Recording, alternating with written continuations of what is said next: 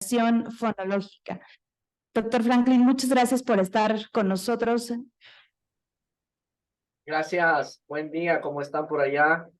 Yo honrado de estar acá, muchas gracias por la invitación. Y pues nada, acá gracias por la presentación y vamos a hablar un poquito de los temas que vengo desarrollando hace algunos años de carrera.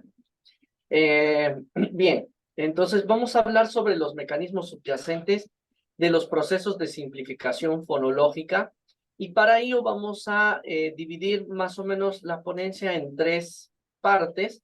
Primero vamos a hablar de dónde surgen esta teoría de los procesos de simplificación. Después vamos a hablar específicamente de qué son ellos, por qué pasan, para entrar a los mecanismos subyacentes y vamos a finalizar con la importancia, pues si realmente los procesos de simplificación fonológica son sumamente importantes o es una teoría que actualmente explicaría mejor o no los trastornos de los sonidos del habla, que es el trastorno que hoy en día es el diagnóstico con el que se ha sustituido toda la terminología anterior referente a dislalias, trastorno fonológico, o pues incluso el término disglosia, que es un término que se utilizó tradicionalmente y que ya no sería ni siquiera pertinente, ¿no?, de utilizarlo.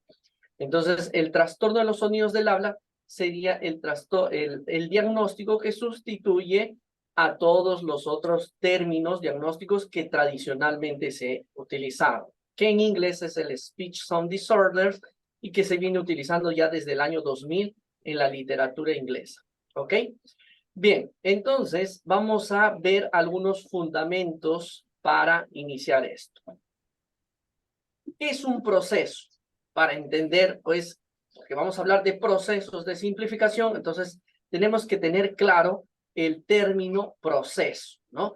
Y el término proceso se utiliza muchísimo en el aprendizaje del habla, en el aprendizaje del lenguaje, pues en realidad, pues nuestro cerebro siempre está haciendo procesos, ¿no?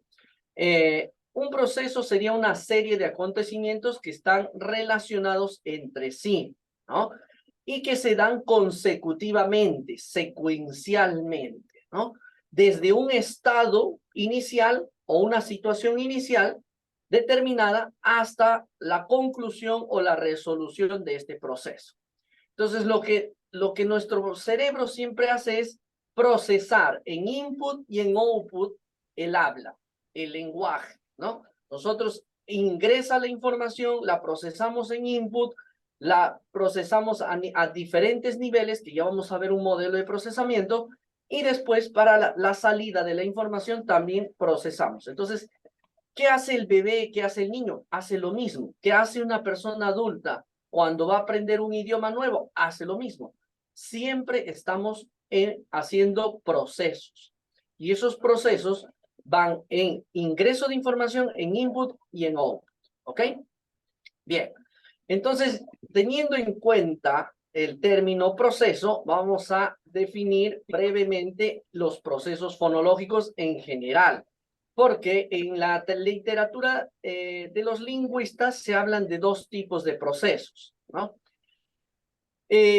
Como dijimos, los procesos son una serie de fenómenos, pero son naturales, siempre van a pasar, siempre van a evidenciarse de manera natural, ya sea porque la lengua está evolucionando, ¿no?, que serían los procesos fonológicos que siempre van a existir, como por ejemplo el rotacismo, ¿no? El rotacismo nació en el griego, se pasó al latín y de latín se pasó al español en este caso, y también hay rotacismo en el portugués y en otros idiomas románticos, ¿no? El lambdacismo, ¿no?, que es la conversión de cualquier sonido en L. El rotacismo es la conversión de cualquier sonido en R, ¿no?, o en las róticas, la R y la R, ¿no? El yeísmo, que es un proceso que la mayor parte de los hispanohablantes hoy en día estamos en el proceso de yeísmo. Ya no diferenciamos la lle, la doble L, como se escribía lle, se pronunciaba lle tradicionalmente, y que algunos lugares todavía se pronuncia lle, calle o lluvia, que es una lateral, pero la mayor parte de las personas ya de habla hispana decimos calle o lluvia. Utilizamos una aspirante aproximante que es la ye. A eso se le llama yeísmo, ¿no? La elisión, que también pasa en muchos lugares donde se elimina prácticamente algunos sonidos cuando están en coda silábica, ¿no? En vez de masca se dice maca, ¿no? Y así. La desafricación, que pasa en muchos lugares, por ejemplo, en México, en el norte de México, pasa mucho en la desafricación, en vez de chino, chino, y es un proceso fonológico que se da. O la asimilación de las róticas, en vez de carro, ¿no? O en vez de morder, morder, ¿no? Se convierte en una fricativa, esa rótica. Y esos son procesos naturales que se dan por evolución de las lenguas, ¿no? Ahora, existe el otro grupo de procesos que se dan en el aprendizaje de una lengua. Y a esto se le ha denominado como procesos de simplificación fonológica.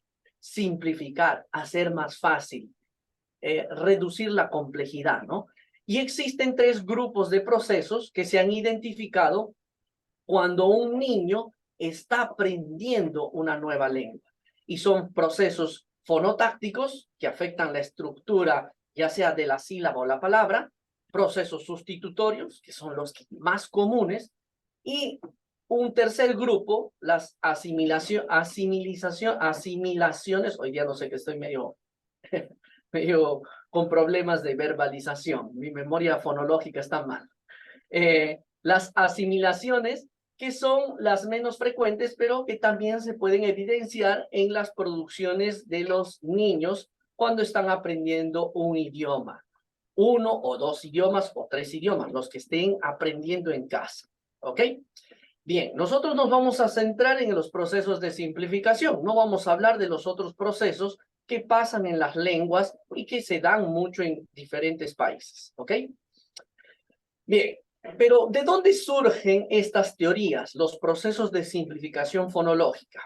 La principal teoría que influyó mucho en comprender que existen procesos de simplificación fue la teoría de la fonología natural. La teoría de la fonología natural fue prácticamente creada y postulada por David Stamp. Y David Stamp, infelizmente, ya nos dejó hace algunos años, en 2020, y fue alguien que influyó mucho, es un lingüista hawaiano, ¿no? Que publicó diversos artículos desde 1969, donde ya él mencionaba que existía en el cerebro un sistema innato de procesos fonológicos, ¿no? Y que el niño iba superando o aprendiendo, ¿no?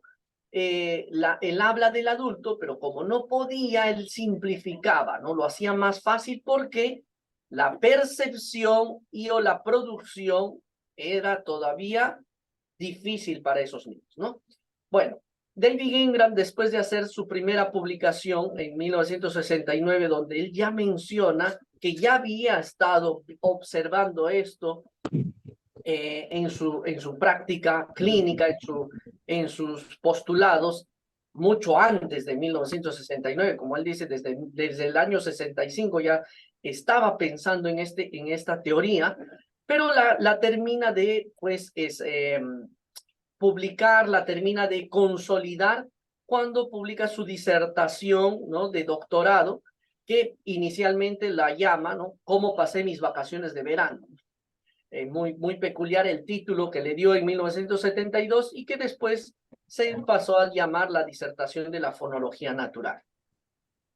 Ellos dicen que la fonología natural, disculpen, hay un micrófono abierto, ¿alguien quiere preguntar algo?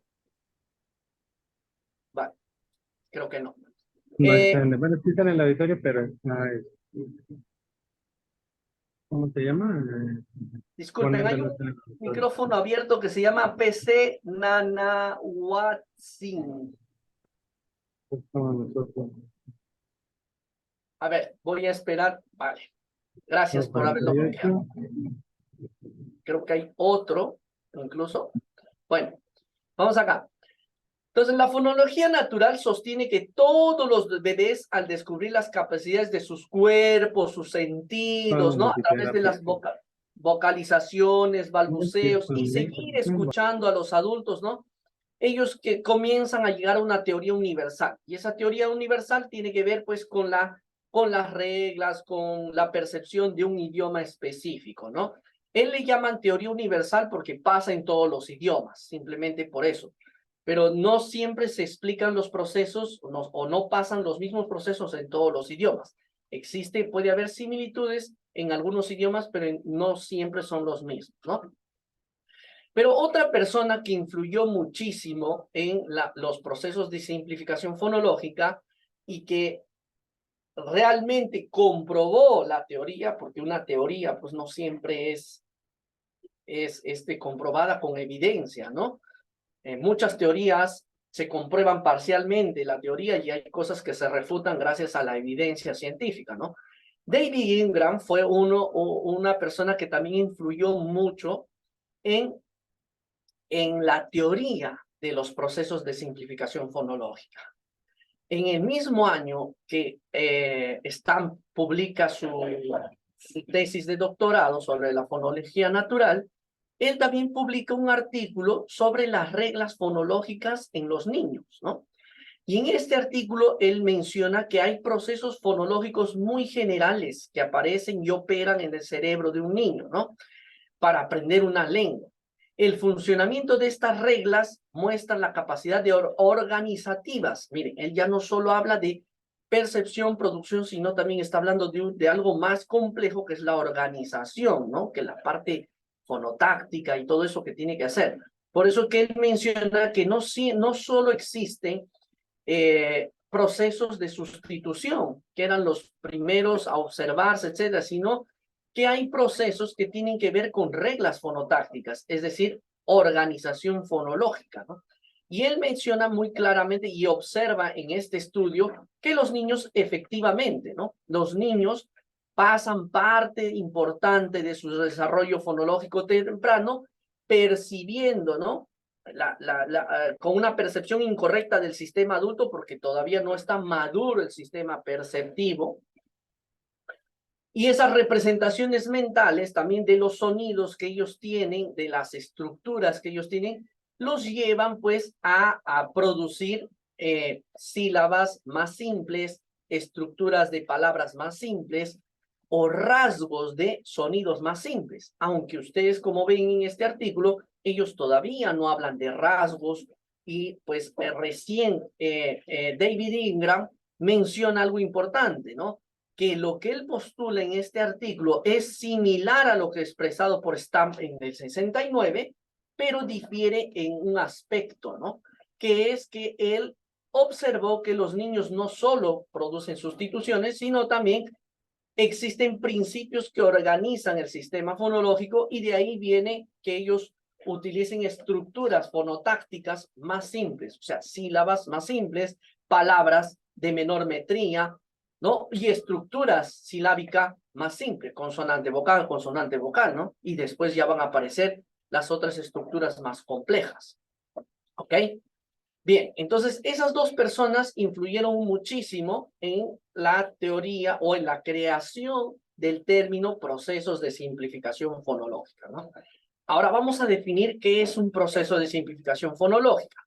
Basado en muchos autores, pues podemos definir que es una serie de fenómenos naturales que el niño utiliza, es natural que el niño utiliza para simplificar, es hacer más fácil el habla del adulto que el niño imita. Es decir, el niño escucha, no sé, blanco, y él quiere imitar al padre o al adulto y decir blanco, y él va a decir bianco, o va a decir banco. Va a simplificar esa imitación. ¿Por qué simplifica? Ya vamos a ver. Ahí, en eso subyacen los procesos de simplificación fonológica, ¿ok? En otras palabras, podríamos decir que el niño utiliza formas más simples de articular o estructuras fonotácticas más simples. ¿Pero articular qué? ¿Fonemas enteros? No. El niño articula rasgos más simples. Los niños no aprenden fonemas enteros, aprenden rasgos. Y lo vamos a ver un poquito más adelante. ¿Ok? Entonces, y también utilizan estructuras fonotácticas más simples. En vez de consonante, consonante vocal, como bra, va a decir consonante vocal, ba, ¿no? Etcétera. Entonces, algunos ejemplos, en vez de sapo, dice tapo. Entonces, sustituye una fricativa por una oclusiva, porque el rasgo de oclusión es aprendido antes que el rasgo de fricción. Y esto no solo tiene que ver con procesos fonológicos mentales, lingüísticos, sino que también tiene que ver con aspectos motores del habla, que ya lo vamos a ver más adelante, ¿ok? Y pues tenemos otros ejemplos, rata por lata, elefante por pante, por ejemplo acá, redujo, ¿no? Eliminó varios elementos silábicos, cocholate o chocolate, en vez de chocolate, cocholate, que es una metátesis, o blanco por banco por blanco, ¿no? Para decir blanco, etcétera, ¿ok? ¿Por qué se evidencian los procesos de simplificación fonológica? Bueno, los procesos se evidencian porque el niño no sabe producir los rasgos fonoarticulatorios o no sabe estructurar todavía sílabas y palabras porque aún no está, porque aún está en proceso de desarrollo. ¿Qué? ¿A qué niveles? Pues cognitivo, lingüístico, neuromotor y auditivo. Entonces, el niño tiene que ir madurando en su memoria de trabajo, tiene que ir madurando en algunas funciones ejecutivas, tiene que ir madurando lingüísticamente, ir aprendiendo las reglas gramaticales del idioma, qué combinaciones son posibles o no en el idioma, ¿no? Tiene que ir madurando en un nivel neuromotor para ir haciendo movimientos cada vez más complejos y que le permitan hacer rasgos más difíciles o hacer coarticulaciones más difíciles. Y así aparecen las codas silábicas también, y etcétera, ¿no? Y evidentemente el aspecto auditivo, es decir, la percepción, ¿no? Fonética y fonológica tiene que ir madurando. ¿Ok? Bueno, entonces los procesos de simplificación se evidencian en todos los niños, tanto niños con desarrollo típico o atípico van a presentar procesos de simplificación. Por eso que existen procesos de simplificación atípicos también, que son raros, ¿ya? La mayor parte de los procesos son predecibles por reglas, ¿ok? Como está acá, las reglas lingüísticas y gramaticales de un idioma pueden predecir muchos procesos, generalmente los típicos, procesos típicos, no niños atípicos, procesos típicos, ¿vale? Pero existen procesos atípicos. Y ahí viene un talón de Aquiles de los procesos que ya lo vamos a mencionar más adelante. El mismo Ingram lo menciona, ¿no? Los procesos pueden ser estables o inestables, ¿no? O como se llama en la literatura inglesa, consistent o inconsistentes, ¿vale? Y pueden ser típicos o atípicos. Y se evidencian con más frecuencia en niños de 2 a 4 años. Después de los 4 años, ¿el niño puede seguir evidenciando procesos de simplificación? Sí, pero en menor grado. Por ejemplo, los procesos fonotácticos, casi la mayoría ya no se evidencian.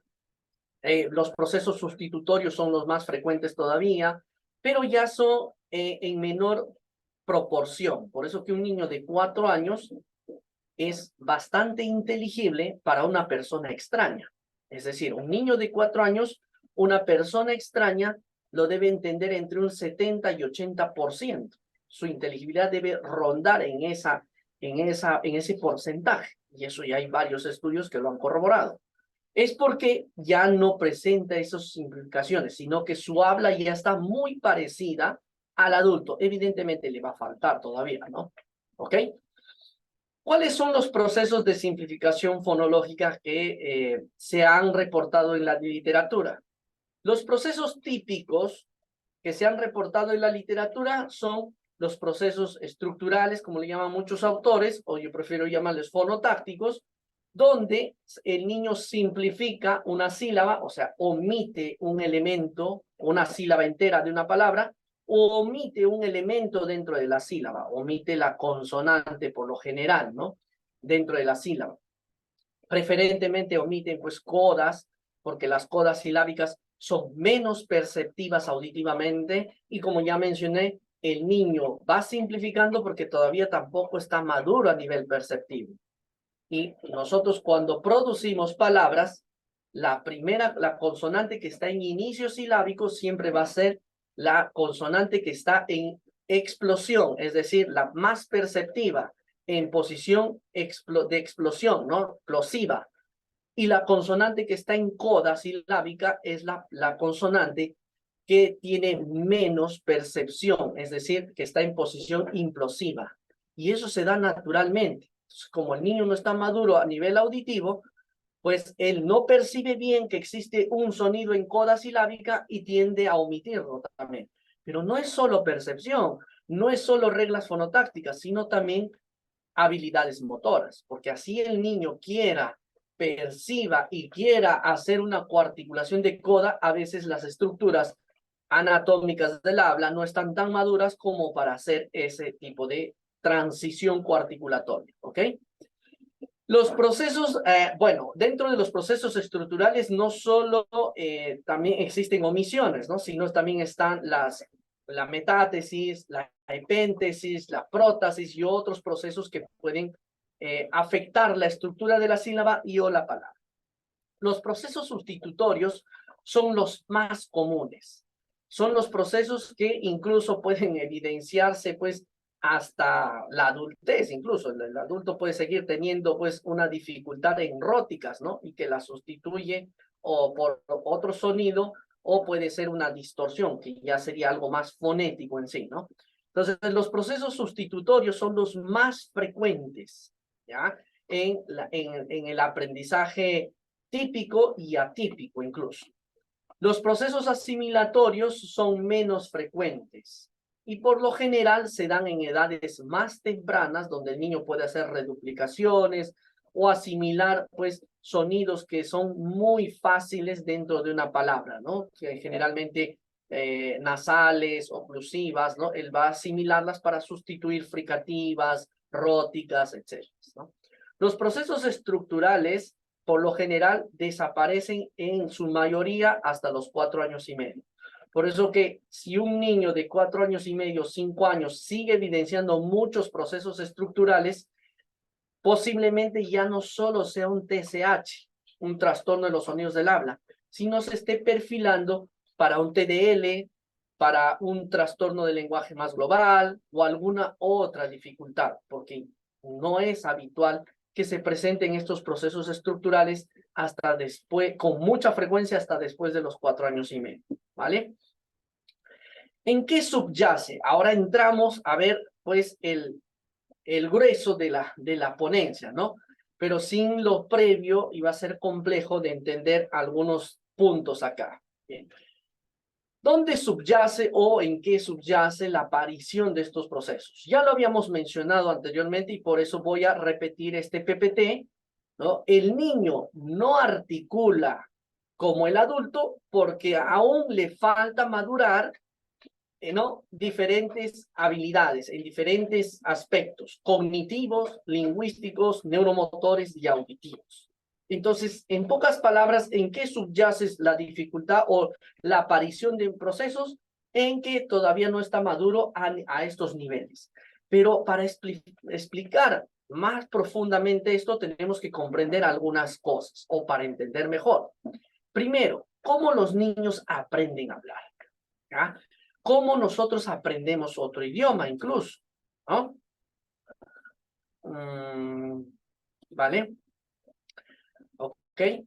Entonces, miren, el niño va a aprender por interacción. O sea, no existe manera de que el niño aprenda con una app o estando frente al celular o a la televisión o así le pongan música de Mozart o de cantando aprendiendo y si no hay interacción de otro ser humano, de preferencia adulto, o por lo menos otro niño, entonces el niño no va a aprender a hablar ni el lenguaje, ¿ok? Pero para que el niño aprenda bien, también el niño tiene que nacer con ciertas condiciones, tiene que tener ciertos estados que estén dentro de lo adecuado, ¿no? Y entre ellos tenemos la genética. La genética, muchos de los trastornos del habla tienen un componente genético. La mayor parte de los niños diagnosticados con trastorno de los sonidos del habla, y como refería anteriormente, trastorno de los sonidos del habla es el diagnóstico que sustituye dislalias, disglosias y trastorno fonológico, ¿vale? El trastorno de los sonidos del habla, la mayor parte de los niños que evidencian ese trastorno tienen una etiología idiopática. Es decir, no hay nada que justifique sus errores. Es decir, estos niños tienen muchos procesos de simplificación fonológica fuera de la edad esperada. Siguen a los 4 años, siguen teniendo problema con las oclusivas sonoras. Badagá la sigue sustituyendo por patacá. En vez de bebé, pepe, en vez de gato, cato, etcétera, ¿no? Y a esa edad ya debería haber superado eso. Es decir, ya no debería presentar esa simplificación. Él debería articular ya ba, da, ga de manera pertinente en las palabras que presenten esos sonidos. Entonces, ya muchos estudios han evidenciado que la genética tiene una importancia en el desarrollo de esto, ¿ok? Y que ya vamos a mostrar un estudio importante. Y bueno, hay otros estados también importantes, el sistema nervioso, la cognición, las funciones ejecutivas, el sistema neuromuscular y el sistema auditivo. Entonces, el niño tiene que tener estas condiciones mínimas para que el lenguaje y habla se desarrollen naturalmente, ¿ok? Y se desarrollen bien. Y, por ejemplo, en los niños, síndrome de Down, en los niños cualquier otro síndrome, lo primero que tenemos que pensar es en cognición más que estar pensando en tono y en fuerza, porque ya hay muchos estudios que han corroborado que el habla solo requiere muy poca fuerza, es decir, 10 a 20% de la fuerza de los articuladores, y que estos niños tienen mucho más del 10% o 20% de fuerza. Entonces, la debilidad, el tono alterado no explica las dificultades en habla de estos niños. Lo que explica mejor es la cognición, las alteraciones en lenguaje, porque si no hay lenguaje, no hay habla. Entonces, en esta interacción que el adulto hace face to face, mirándose, porque el habla se procesa también a nivel visual, no solo auditivo, que ya vamos a ver eso, el adulto está enseñando al niño lenguaje principalmente. Está transmitiendo un montón de léxico, semántica.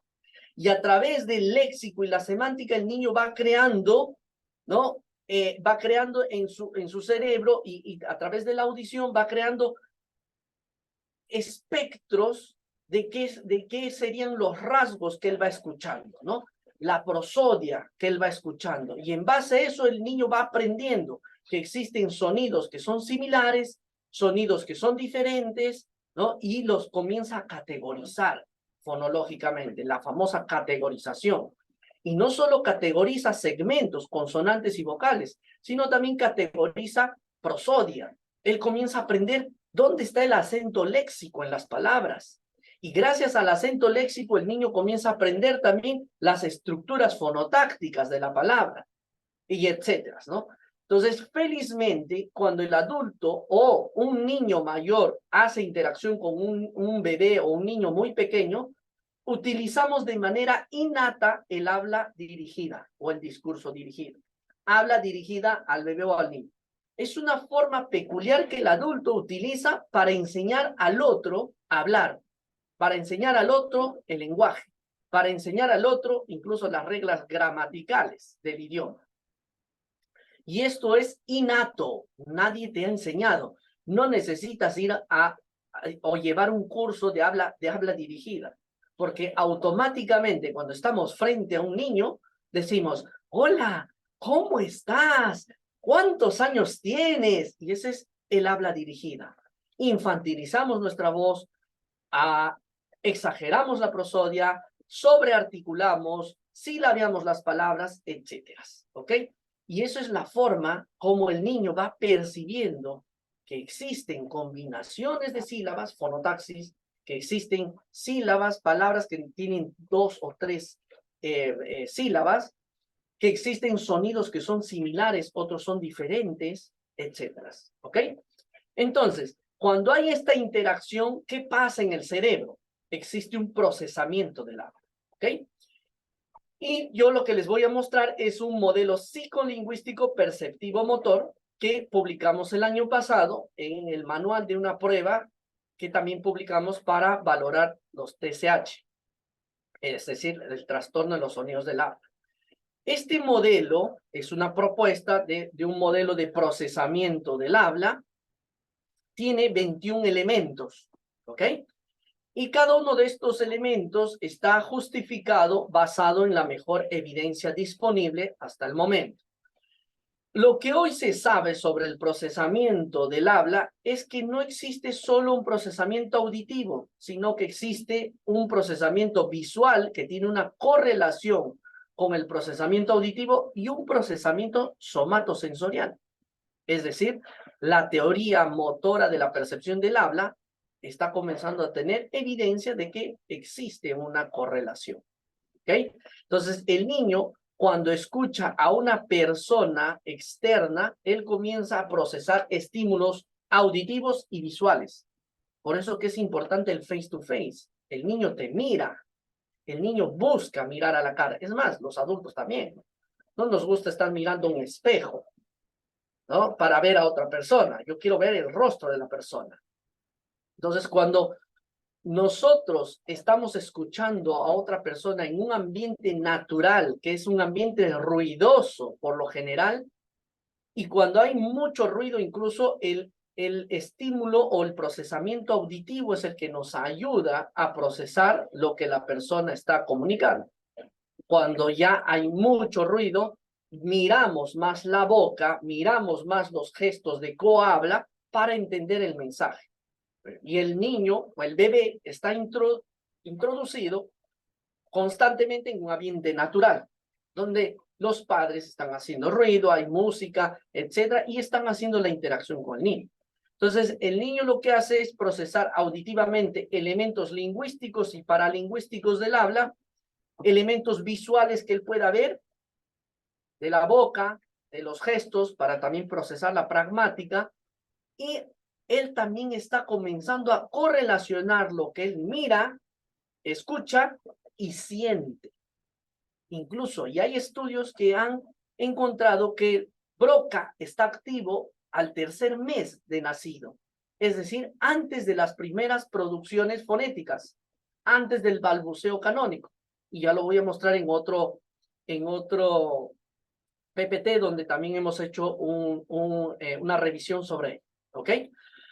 Entonces, el niño comienza a procesar auditivamente eso y comienza a discriminar, reconocer, categorizar a nivel fonético, fonológico, etcétera, los sonidos, ya sean segmentos o suprasegmentos, ¿no? También después comienza a procesar a nivel léxico, fonológico, gramatical, donde ya la fonología, los sonidos entran pues a tallar con el léxico, entran a hacer una interrelación con la morfofonología, la sintaxis, etcétera, ¿no? Entonces el niño comienza a procesar y a aprender que existen estructuras fonotácticas diferentes, que existen ciertas combinaciones permitidas para el idioma. Por ejemplo, en el español es permitido tla, pero no es permitido dla. No existe el grupo consonántico dla, pero sí existe dra, dragón, ¿no? Entonces, pero no existe dla. Y eso lo norma la gramática del idioma, porque existen reglas gramaticales que el niño tiene que ir aprendiendo y lo aprendemos de manera implícita, ¿no? Eso es lo fantástico. El niño no aprende las reglas fonológicas estando consciente. Por eso que si estamos hablando de fonología, no estamos hablando de conciencia fonológica. Entonces, yo no estoy hablando aquí de conciencia fonológica. Y eso es importantísimo de diferenciar. Y eso es algo que a veces se confunde mucho. Hablan de fonología y piensan que estamos hablando de conciencia fonológica. No, conciencia fonológica es una habilidad metalingüística y que va a aparecer con mayor perceptibilidad a los 5 o 6 años. El niño va a responder a tareas de conciencia fonológica propiamente dichas, ¿no? Segmentación silábica o reconocimiento fonémico, etcétera, ¿no? Donde ya tiene que tener ciertas habilidades cognitivas más maduras, ¿no? Atención, abstracción, etcétera, para estar consciente. Acá el niño cuando aprende fonética y fonología no está consciente, lo aprende de manera implícita, todo lo aprende de manera implícita, ¿ok? Y es por eso que las formas que nos enseñaron tradicionalmente de hablar inglés no dieron muchos resultados, porque nos enseñan mucho las reglas gramaticales explícitas, 6 meses del verbo to be, pero no nos hacen practicar. En cambio, el niño practica, todo el tiempo practica, y está produciendo, y erra, perfecto, pero él va corrigiéndose. ¿Por qué?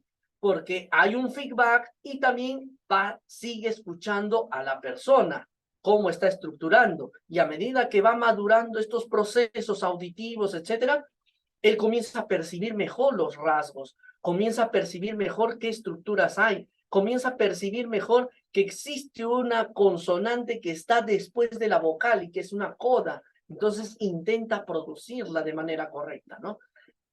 Y cuando hacemos el output, la salida, se recupera esta información, se procesa a nivel fonológico y léxico, fonológico, gramatical en realidad, donde se estructuran las secuencias, ¿no? Donde se le da un tipo de acento léxico, donde se le da una entonación, ¿no? Determinada, de acuerdo a lo que yo quiera producir.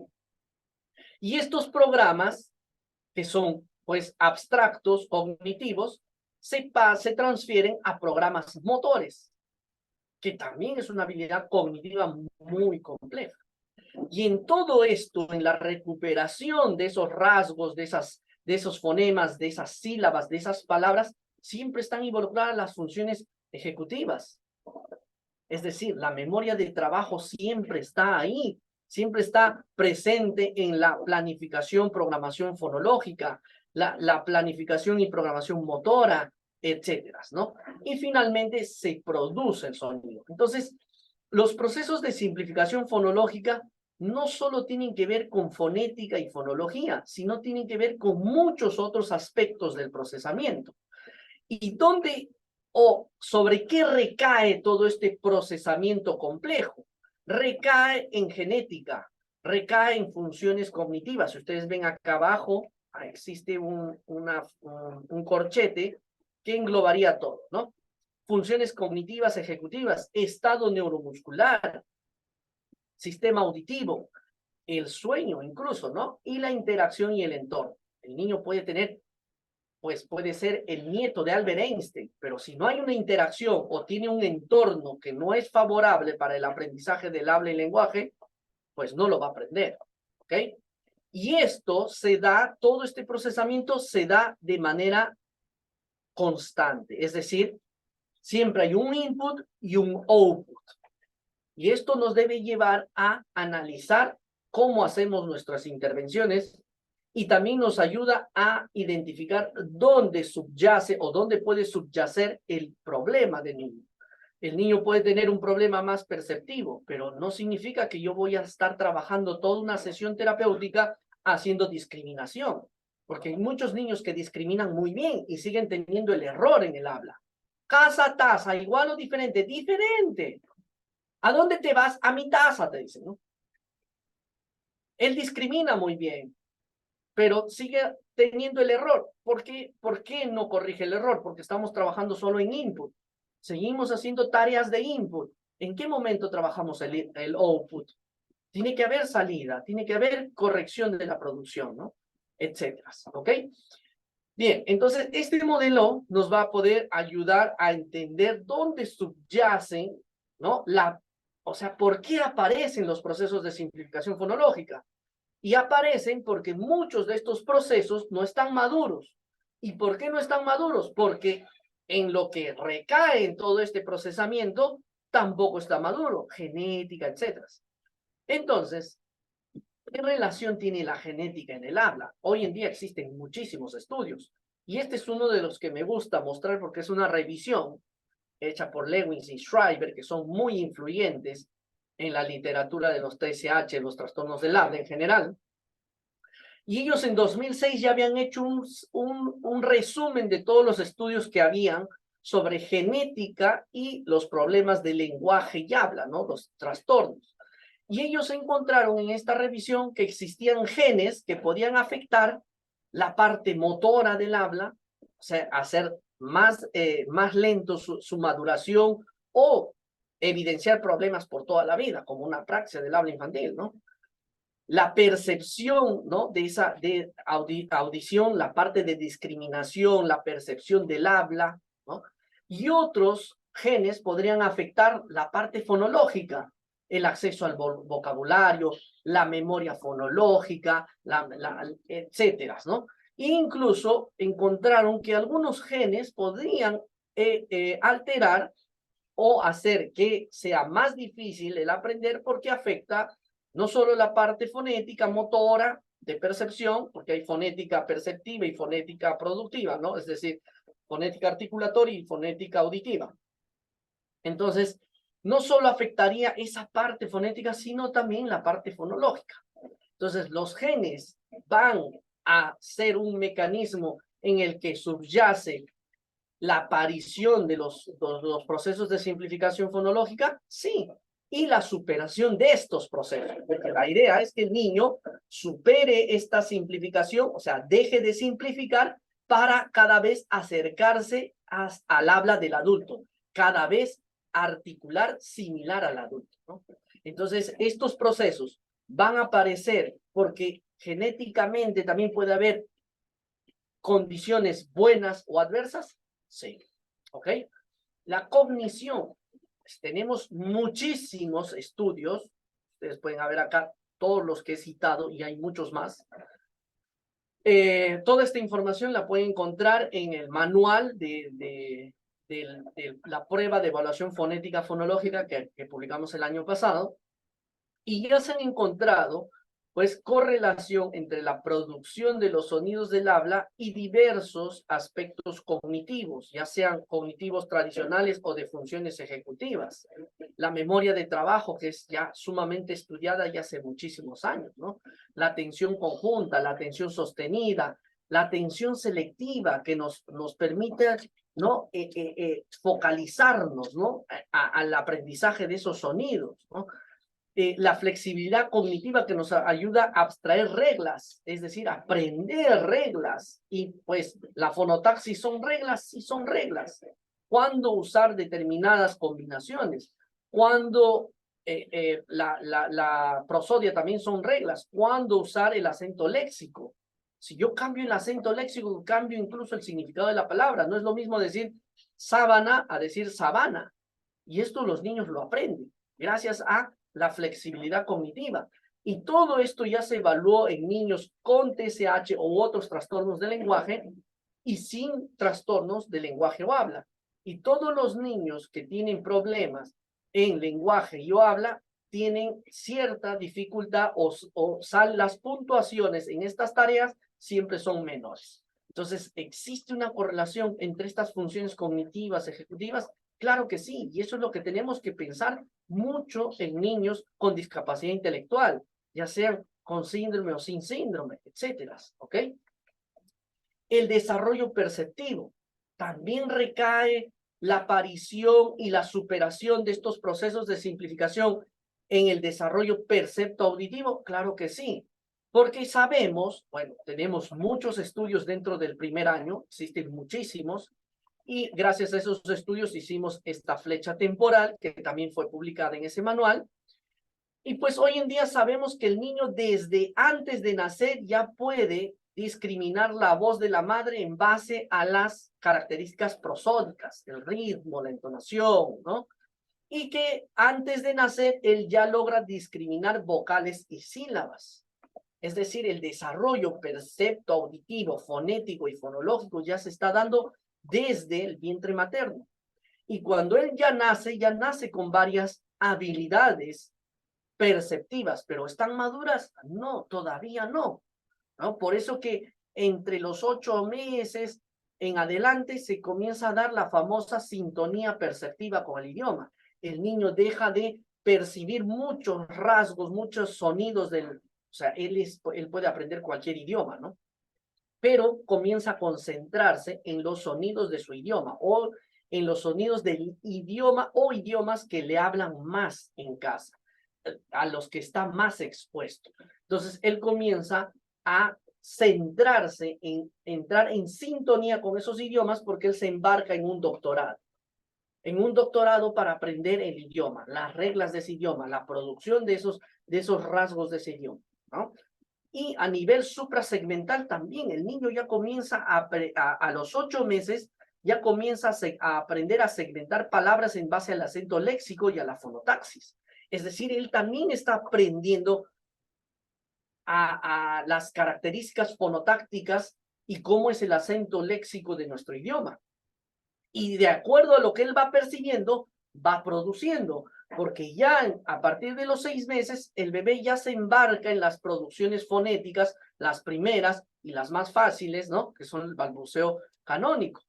Como les había dicho, a los 3 meses Broca ya está activo. Y hay un estudio que ha comprobado, no varios, un estudio que encontró activación de Broca, es decir, que él ya a través de la percepción está activando los centros neurológicos de los futuros movimientos o de los movimientos que él ya comienza a hacer a esa edad, que no son movimientos ni siquiera coordinados, ¿no? Ni siquiera a los 3 años son totalmente coordinados. Pero él ya comienza a hacer la correlación porque hay una interacción, ¿no? A esa edad se dan las pseudo conversaciones o las proto conversaciones, donde la abuela, los padres, ¡ay, qué bebé más bonito! Y el bebé responde, ¿no? ¡Gu, gu, ga, ga! Entonces ya comienza a hacer esa correlación entre lo que escucha y en lo que él intenta producir en esas pseudo conversaciones, ¿ok? El desarrollo perceptivo no se ha estudiado con tanta claridad como tenemos dentro del primer año, después del primer año, ¿ok? Después del primer año tenemos pocos estudios sobre el desarrollo perceptivo, pero lo que hoy en día sí se sabe es que el desarrollo sigue una curva ascendente, no una curva en U, como algunos autores antiguamente decían. El problema de esa interpretación en curva de U era que pues, las formas de evaluar a niños de 2, 3, 4, 5, 6 años no eran las idóneas. Y no se puede utilizar las mismas formas de evaluar a un bebé que se le puede condicionar a un niño de 2 o más años, ¿no? Pero lo que sí se sabe es que las habilidades siguen madurando y entre los 6 y 12 años ya se parecen mucho a la del adulto. Es decir, que sigue una curva ascendente. El niño comienza a percibir mejor. Incluso hay varios estudios ya que están mencionando que el bebé dentro del primer año en realidad no categorizaría fonológicamente. Sí hace una discriminación fonética, pero no una categorización. La categorización probablemente aparezca entre los 2, 3 y más años. Madure, porque categorizar es utilizar bien el sonido, utilizar en las palabras pertinentes. Y eso es lo que se observa después de los 3 años, que el niño ya comienza a utilizar las palabras en el idioma pertinente. ¿Ok? Bien. También existe el control motor del habla, que es, pues, existe una maduración de las estructuras anatómicas del habla. Y se sabe que la mandíbula y el mecanismo velofaringio son los primeros a madurar. Y esto va a permitir que el niño vaya haciendo movimientos más complejos y aprendiendo rasgos de sonidos más complejos.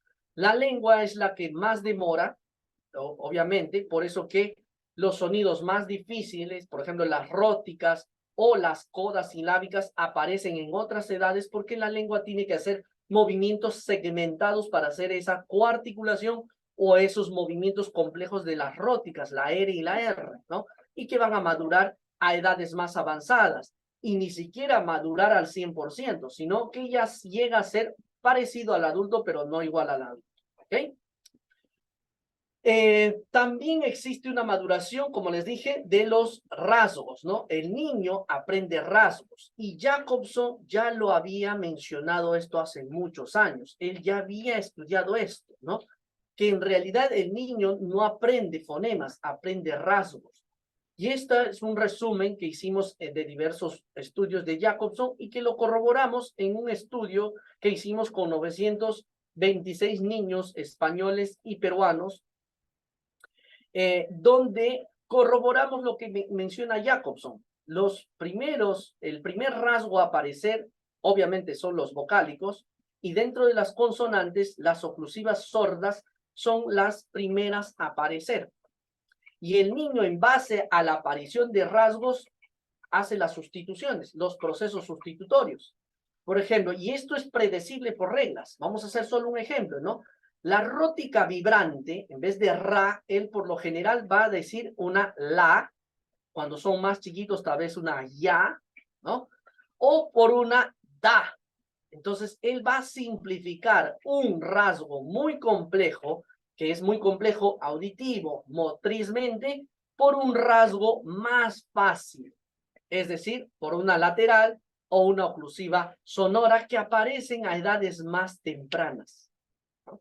Entonces, en eso también subyace la aparición y la superación de los procesos, sí, en que el niño va aprendiendo rasgos, no fonemas enteros. Y eso se puede ver clínicamente. Es muy común tener estos errores. En vez de bebé, pepe, en vez de sapo, tapo, en vez de rosa, losa, en vez de gato, cato, en vez de casa, taza, en vez de chino, chino, en vez de jarra o jirafa, jirafa, en vez de loro, lodo. Y en realidad el niño sustituye rasgos, no sustituye fonemas enteros. ¿Ok? Bueno, ¿por qué los rasgos son importantes y por qué los rasgos explicarían mucho la aparición de los procesos sustitutorios? Porque los rasgos tienen una correlación con los gestos fonoarticulatorios, es decir, los movimientos, y esos gestos tienen que ver con estructuras anatómicas del habla que se utilizan para producir estos rasgos. ¿Ok? Entonces, no solo se explica los procesos sustitutorios por procesos lingüísticos abstractos, sino también por mecanismos motores, fonéticos. Y eso lo dice claramente Ingram, ¿no? Stamp, que los procesos se llaman procesos fonológicos, pero no quiere decir que se alejen de la fonética. Y bueno, y hemos demostrado también en este estudio que muchos sonidos pues se van apareciendo en diferentes edades porque los rasgos son más difíciles, ¿no? Siempre los rasgos fricativos de la S o la Z en España y las róticas son los que más demoran en aprenderse y son los que hierran más los niños, ¿no? Clínicamente. El ceceo o en vez de sata, ¿no? Y las róticas es muy común que lleguen a la clínica con esos errores.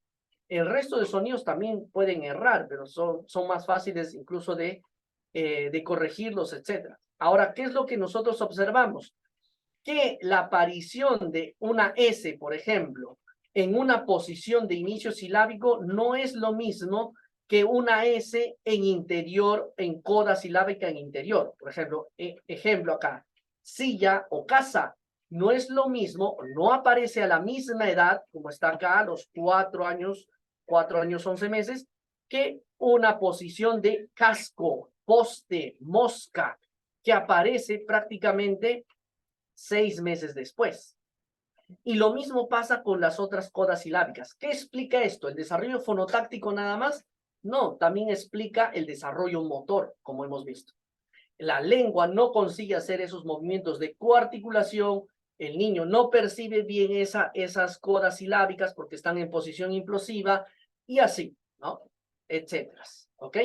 También observamos que, por ejemplo, esta coarticulación de pla, bra, etcétera, aparecen a edades más avanzadas, porque tiene que ver no solo con desarrollo fonotáctico, perceptivo, sino también motor, ¿ok?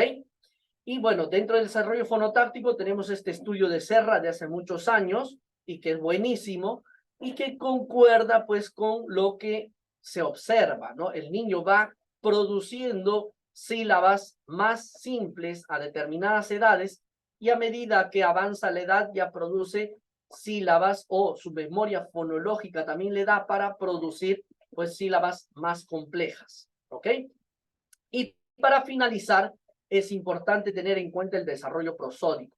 El desarrollo de la prosodia, es decir, la percepción de la prosodia favorece que el niño a edades más tempranas comience a utilizar patrones más trocaicos que jambos, es decir, tenemos más palabras trocaicas que jambas en español, y que la sílaba tónica sea siempre articulada, siempre esté presente desde edades muy tempranas. Por ejemplo, un niño de 2 años, en vez de elefante, te va a decir pante, pero la sílaba tónica siempre está presente.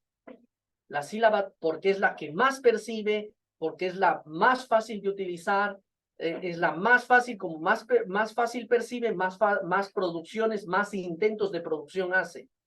La práctica también es importante para que en los procesos de simplificación se superen, ¿ok? Y finalmente vamos a ver qué es importante o en qué nos ayudan los procesos de simplificación fonológica y hasta qué punto puede ser relevante utilizarlos o basarnos siempre en ellos, ¿ok?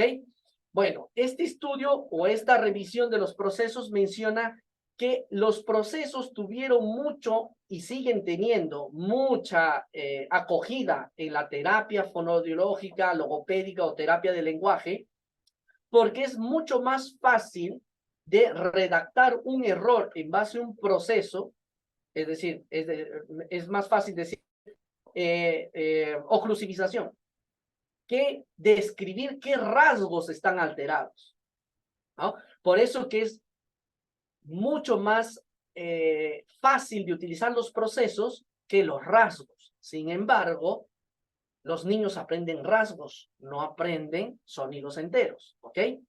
Y eso es importante de tener en cuenta. Los procesos pueden tener ventajas porque nos ayudan a tener datos normativos, a describir errores fonéticos y fonológicos, y el número de procesos nos puede decir la severidad. Si hay muchos procesos, pues obviamente está más severo, pero teniendo en cuenta cuándo esos procesos deberían haber sido superados, ¿ok? Pero también es importante dejar en claro que los procesos de simplificación fonológica no ayudan a identificar ni diferenciar errores fonéticos de fonológicos. Es decir, si yo estoy utilizando los procesos para evaluar y redactar mi informe, no significa que me estoy basando más en fonología.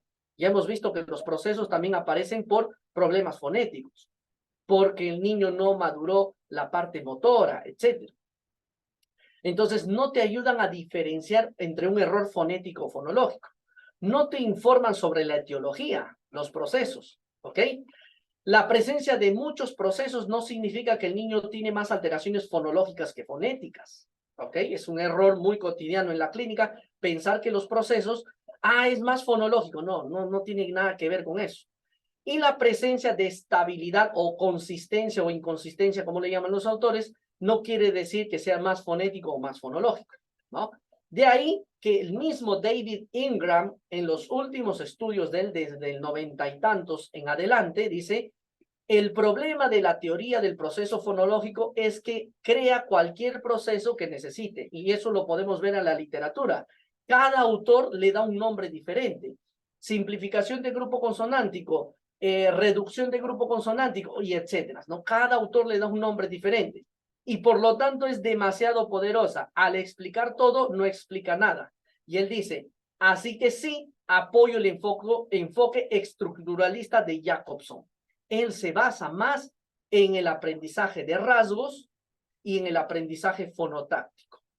El mismo Ingram, el mismo que estudió los procesos, el mismo que describió muchos procesos en sus libros en la década de los 80, hoy en día dice que pues el proceso, utilizar procesos no te da mejores herramientas para la evaluación y tratamiento, sino pensar en otras teorías te podría ayudar más. ¿Ok? Y con eso finalizamos. Muchas gracias por la oportunidad y por haberme concedido este tiempo para explicar un poco sobre los procesos de simplificación fonológica.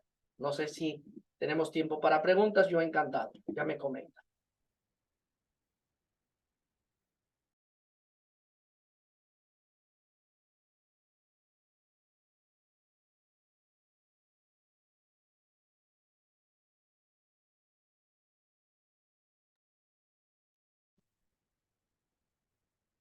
Buenas.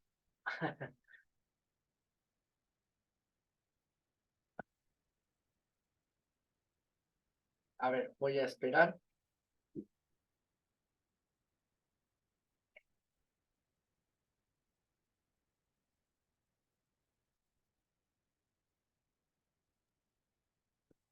Listo. ¿Me escucha? ¿Me escucha? ¿Me escucha? ¿Me escucha?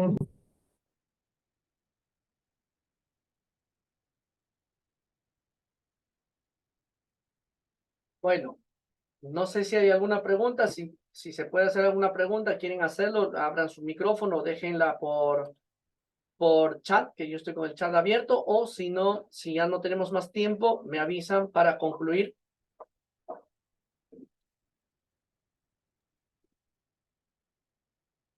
Hola, ¿me puede usted escuchar?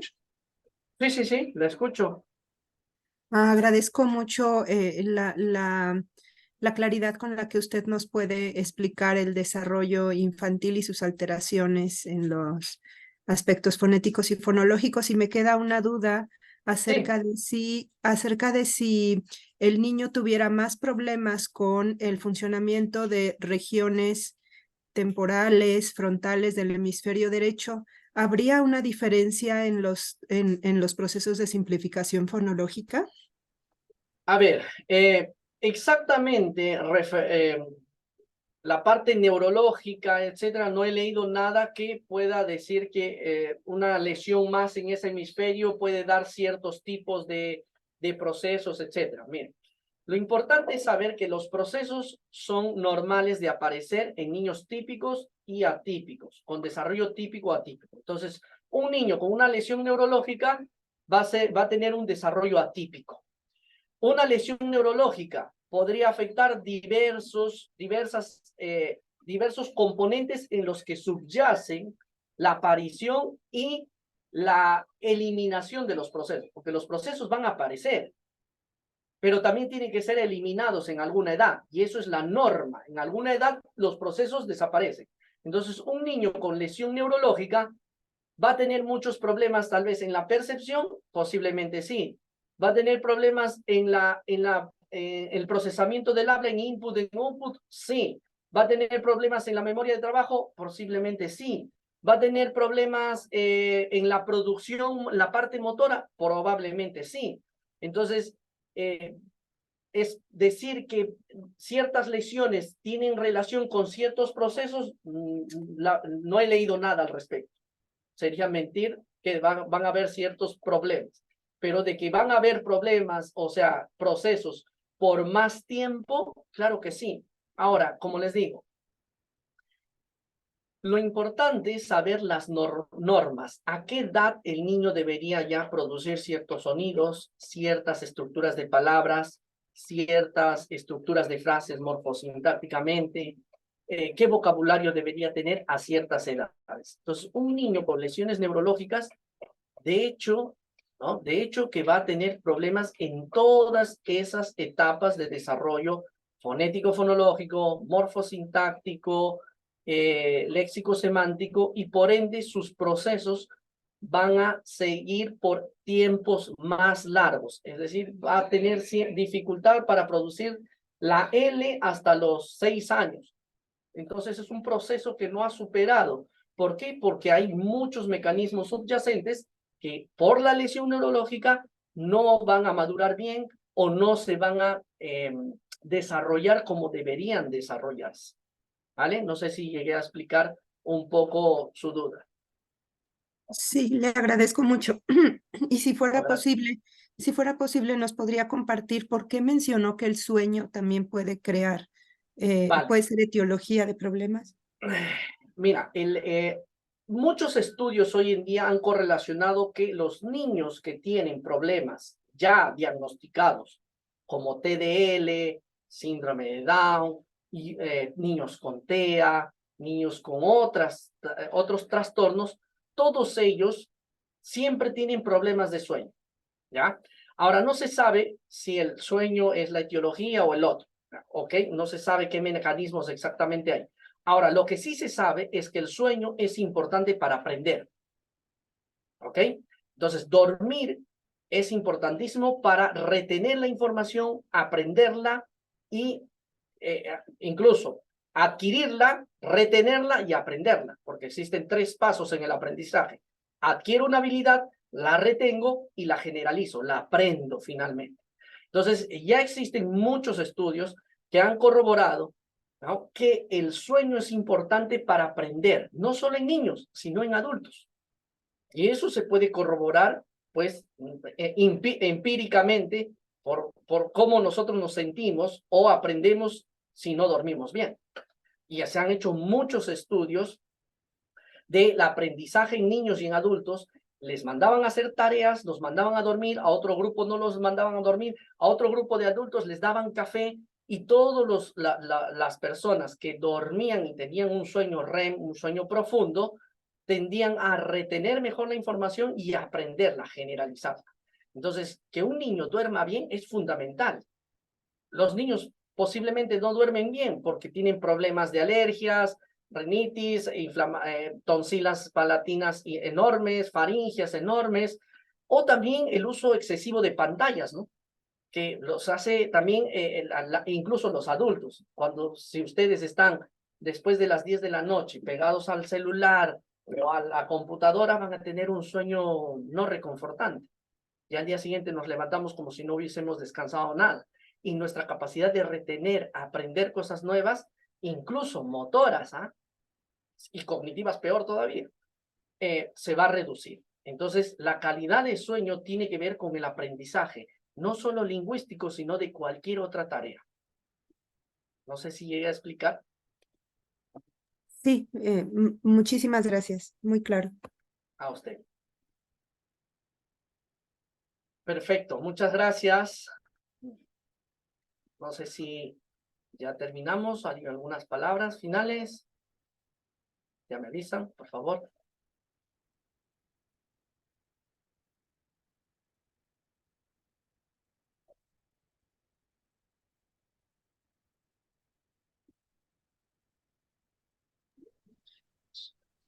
Se está escuchando, los que estamos en la auditorio. Nos puedes escuchar. Muchísimas gracias por tu presentación. Gracias, te escucho muy difícil de escuchar, pero no, yo que agradezco muchísimo la invitación. ¿Ok? Pues seguimos.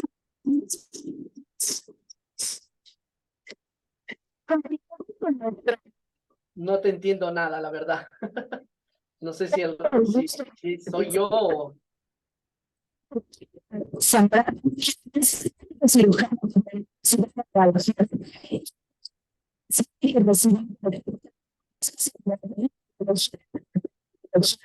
no.